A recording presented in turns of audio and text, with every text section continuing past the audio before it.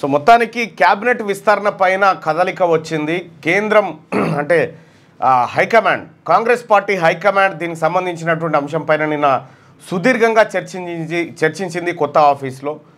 So కొత్తగా మంత్రి పదవులు ఎవరికి ఇవ్వాలి, ఉన్న దాంట్లో ఎవరిని తీయాలనేటువంటి చర్చ జరిగింది. దీంతో పాటు కాంగ్రెస్ పార్టీ కార్యవర్గ భర్తీ, నామినేటెడ్ పోస్టుల అంశం పైన కూడా చర్చ జరిగినట్టుగా తెలుస్తూ ఉంది. సో క్యాబినెట్లకు సంబంధించినటువంటి అంశం మీద చాలా సీరియస్గా చర్చ జరిగింది. కొండా సురేఖను క్యాబినెట్ నుంచి తీసేయాలని చెప్పి రేవంత్ రెడ్డి పట్టుబట్టి పదే అధిష్టానం ముందు నిన్న 20 నిమిషాలు ఆమెను తొలగించాలనేటువంటి అంశాన్ని డిమాండ్ చేసినట్టుగా తెలుస్తూ ఉంది. ఇక ఈక్వేషన్ల రూపంలో జూపల్లి కృష్ణారావు గారిది తొలగించి అటు మంచిర్యాలలో ఉన్నటువంటి కొక్కిరాల ప్రేమ్సాగర్ రావుకు ఇవ్వాలనేటువంటి ప్రతిపాదన తెచ్చినట్టుగా కనిపిస్తూ ఉంది.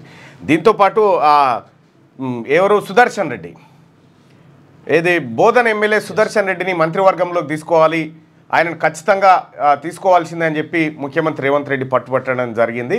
ఇక మల్రెడ్డి రంగారెడ్డిని అవసరం లేదంటూ ముఖ్యమంత్రి స్వయంగా చెప్పినట్టుగా సమాచారం ఉంది. ఇక రెండో విషయం ఏంటంటే కోమటిరెడ్డి రాజగోపాల్ రెడ్డికి గతంలో బీజేపీ నుంచి కాంగ్రెస్ పార్టీలో చేరితే ఎమ్మెల్యే టికెట్తో పాటు మంత్రి పదవి కూడా ఇస్తామని చెప్పి సునీల్ కొనుగోలు చేసినటువంటి వాగ్దానాన్ని నిన్న చర్చకు పెట్టిరు. ఈ సందర్భంలో అధిష్టానం కోమటిరెడ్డి రాజగోపాల్ రెడ్డికి దాదాపుగా లైన్ క్లియర్ చేసినట్టుగా కనిపిస్తూ ఉంది. సేమ్ టైం వెంకటరెడ్డి పదవిని తొలగించాలా ఏందనేటువంటి చర్చ కూడా సీరియస్గా జరిగినట్టుగా తెలుస్తూ ఉంది.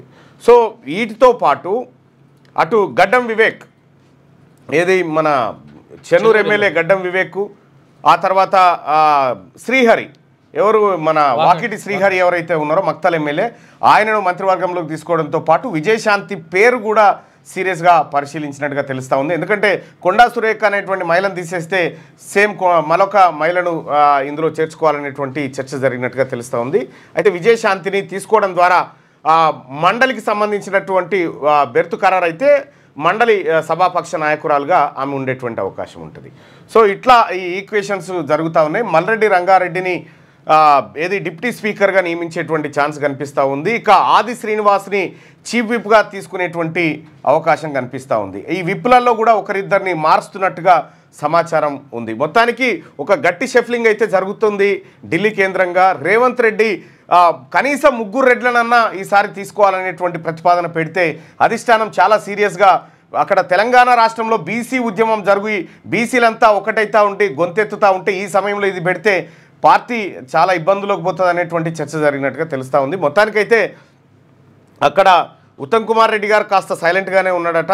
దాంట్లో ఇక రేవంత్ రెడ్డి గారు మాట్లాడినట్టు అయితే మహేష్ కుమార్ గౌడ్ గారు బీసీలకు ప్రాధాన్యత పెంచాలనేటువంటి ప్రతిపాదన చేసినప్పటికీ కూడా రేవంత్ రెడ్డి బీసీలు అని ఓ మాట మాట్లాడినట్టుగా తెలుస్తూ ఉంది. సరే ఏం జరిగిందో ఇంటర్నల్గా అంత క్లారిటీ లేకపోయినప్పటికీ సూచాయగా మాత్రం ఈ నేను చెప్పిన దాంట్లో 60 to 70% దాదాపుగా యాక్యురేట్గా ఇదే ఉంటుంది అనేది మనకున్నటువంటి ఇంటర్నల్ సమాచారం.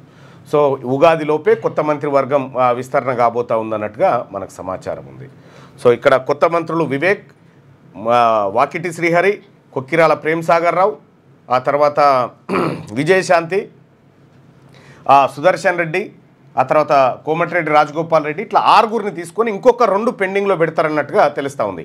ఆ రెండింటిని చూపెట్టి మరికొంతమంది ఎమ్మెల్యేలను నీకే అని మళ్ళొక ఏడాది గడిపేటువంటి పరిస్థితి కనిపిస్తూ ఉంది. అయితే విషయం ఏంటంటే చాలామందికి అర్థం కావాల్సినటువంటి విషయం ఏంటంటే మంత్రివర్గ విస్తరణ, మంత్రి పదవులు మీకు ఇస్తామని చెప్పి ఎలక్షన్ టైంలో చాలామందికి కాంగ్రెస్ పార్టీ వాగ్దానాలు చేసింది.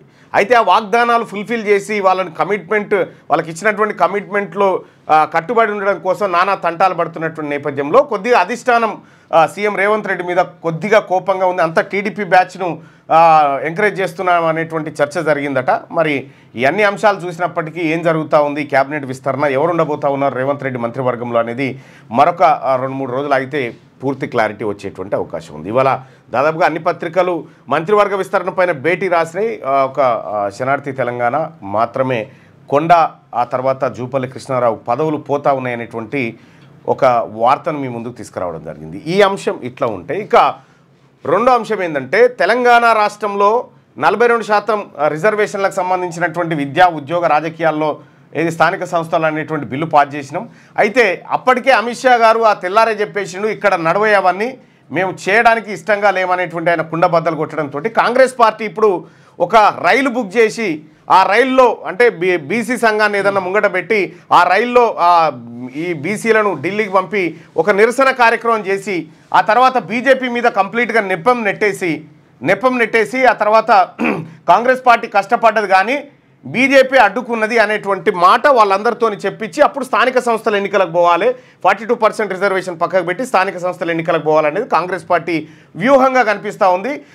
ఈ మార్చి 31 రోజు 16 బోగీలతో కూడినటువంటి ఒక ట్రైన్ను బుక్ చేస్తున్నట్టుగా తెలుస్తూ ఉంది. సో ఇది ఒక అంశం అయితే మరోది టన్నెల్లో ఉన్నటువంటి వాళ్ళ పరిస్థితి ఇంకా ఇప్పటి వరకు వాళ్ళ ఆచూకీ లేదు. ఒక డెడ్ బాడీ మాత్రమే వెళ్ళింది. నెల దాటిపోయింది. ఇప్పటి వరకు టన్నెల్లో ఉన్నటువంటి వాళ్ళని ఇంకా రెస్క్యూ చేయలేకపోయింది రాష్ట్ర ప్రభుత్వం. సో ఈ అంశం ఇట్లా ఉంటే ఇక నిన్న ఎంఎంటీఎస్ రైల్లో మహిళ పైన అత్యాచార యత్నం జరిగితే మహిళ ఎంఎంటీఎస్ రైలు నుంచి బయటికి దుంకడంతో తీవ్ర గాయాల పాలై గాంధీ ఆసుపత్రిలో చికిత్స పొందుతూ ఉంది.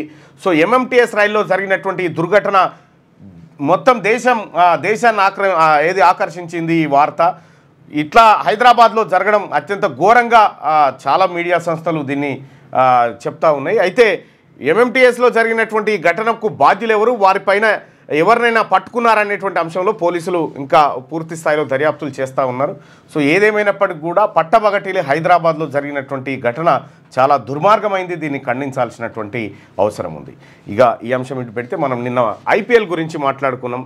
ఐపీఎల్లో నిన్న ఏమేమి జట్లా అని ఢిల్లీ లక్నో ఇద్దరి మధ్య ఐపీఎల్ మ్యాచ్ ఉండబోతా ఉంది. అందులో ఎవరు గెలిచే ఛాన్స్ ఉందంటే మనం కొన్ని లెక్కల ద్వారా ఢిల్లీ క్యాపిటల్సే గెలిచే ఛాన్స్ ఉందని చెప్పడం జరిగింది. సో ఎగ్జాక్ట్గా ఢిల్లీ క్యాపిటల్స్ నిన్న గెలవడం జరిగింది. సో చాలా అత్యుత్తమ ప్రదర్శనతోటి సూపర్ ఇంపాక్ట్ బ్యాట్స్మెన్ వచ్చిన తర్వాత అశుతోష్ వచ్చిన తర్వాత మొత్తం ఢిల్లీ లెక్కలు మారిపోయినాయి. ఒకానొక దశలో మొదటి ఓవర్లోనే 2 వికెట్లు 10 పరుగుల్లోపే 3 వికెట్లు కోల్పోయి కష్టాల్లో ఉన్నటువంటి ఢిల్లీ క్యాపిటల్స్ ఆ తర్వాత ఇంపాక్ట్ ప్లేయర్ వచ్చిన తర్వాత మొత్తం దాని సీన్ మారిపోయింది. ఢిల్లీ క్యాపిటల్స్ మొత్తానికి చివరి ఓవర్లో విజయాన్ని అందుకుంది. అంటే మనం నిన్న ప్రిడిక్ట్ చేసింది దాదాపుగా అంచనాకు కరెక్ట్గా ఉంది. 60-65% ఢిల్లీ గెలిచే ఛాన్స్ ఉందని నిన్న చెప్పడం జరిగింది. సేమ్ మరి ఇవాళ ఏ జట్లు తలబడబోతా ఉన్నాయి, వాటి ప్రిడిక్షన్ ఎలా ఉండబోతుందో ఒకసారి చూద్దాం. అంటే ఇది నేను దీన్ని చూసి బెట్టింగులు పెట్టారు, దానికోసం కాదు. కొన్ని టెక్నాలజీలు ఎట్లా వర్క్ చేస్తున్నాయి, దాని ద్వారా ఎలాంటిది వస్తుందని చెప్పడానికే. బెట్టింగులు పెట్టడం అనేది నేరం, అది తప్పు. సో ఇవాళ ఏ టీమ్స్ ఉన్నాయి? పంజాబ్, గుజరాత్. 3 చెప్తే 3 కరెక్టే వరుసగా.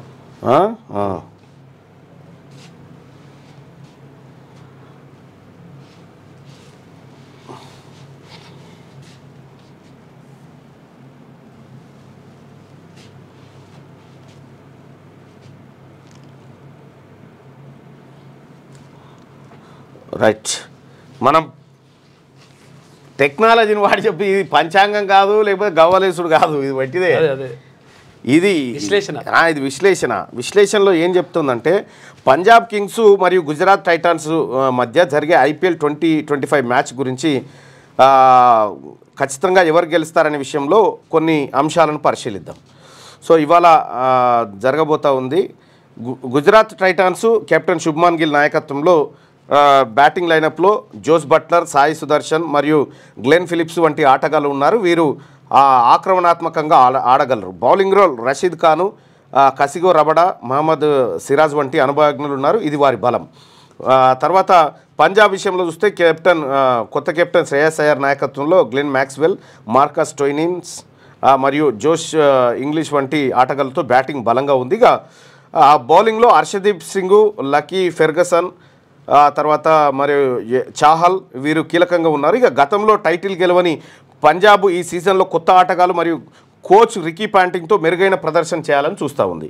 ఇక గత రికార్డుల సంగతి, పిచ్ పరిస్థితులు ఎట్లా ఉంటాయి, అంచనాలు ఎట్లా ఉంటాయి అనేది ఒకసారి చూస్తే జీటీ వారి మైదానంలో బలమైన బౌలింగ్ మరియు గిల్ ఫామ్లో స్వల్ప ఆధిక్యంలో ఉంది. అయితే పంజాబ్ కొత్త జోస్తో ఆడితే ఆశ్చర్యకరమైన ఫలితం ఉండొచ్చు. కానీ ఒక అంచనా ప్రకారం చెప్పాలంటే గుజరాత్ టైటాన్స్ గెలిచే అవకాశం ఎక్కువగా కనిపిస్తూ ఉంది.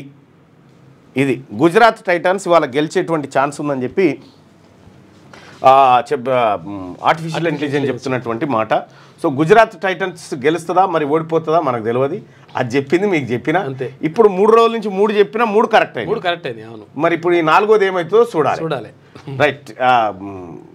ఇక మార్నింగ్ న్యూస్లోకి వెళ్దాం. మార్నింగ్ న్యూస్లోకి వెళ్తే లేటెస్ట్ న్యూస్ తెలుగు మరియు ఇంగ్లీష్ అప్డేట్స్ కోసం ఇప్పుడే క్యూన్యూస్ అఫీషియల్ యాప్ని ప్లే స్టోర్ నుండి డౌన్లోడ్ చేసుకోండి. సరికొత్త సమాచారాల కోసం క్యూన్యూస్ వెబ్సైట్ని ఫాలో అవ్వండి. ఛానల్లో ప్రాంతీయ, జాతీయ, అంతర్జాతీయ వార్తలు వీక్షించండి. లైక్ చేయండి,